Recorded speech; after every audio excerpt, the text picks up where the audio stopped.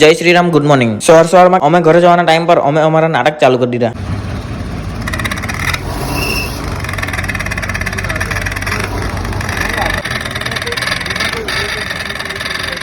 ને પછી એ બધા નાટક કરીને મેં આવી ગયો ઘરે નવા માટે, કારણ કે નાઈને પાછું જવાનું છે કામ પર. ને ઘરે આવીને લાગી ગઈ આપણી એક્સરસાઇઝ કરવા સારું, કારણ કે તમને ખબર છે તમારા ભાઈને હમણાં ચડેલો છે સિક્સ પેક બનાવવાનો ભૂત. આવું જરાક વર્કઆઉટ કરે એટલે એમ થાય કે બોડી બહુ વધી ગઈ. પછી મેં નાઈને રેડી થઈને ભગવાનની પૂજા કરી. એ તો મારે રોજ કરવા જ પડે. ને પછી પૂજા કરીને મેં બનાવવા લાગ્યો મસ્ત દેશી છાશ. દહીં દેશી છે, છાશ દેશી છે, ને આપણે બી દેશી જ છે. ને ભાઈ દુકાનની છાશ કરતા જે દેશી છાશ પીવાની મજા છે ને એની કઈ વાત જ અલગ છે. ને છાશ બાશ પીને મેં નીકળી આવ્યો કામ પર જવા માટે.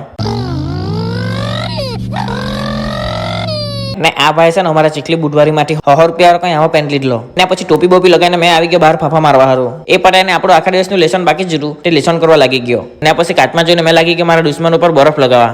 બરફ લગાવીને જોઉં ને મેં કેટલો ગોરો દેખામ તે ખાલી ખીલ છે એટલું જ, બાકી ગોરો તો સારો દેખાતો છે.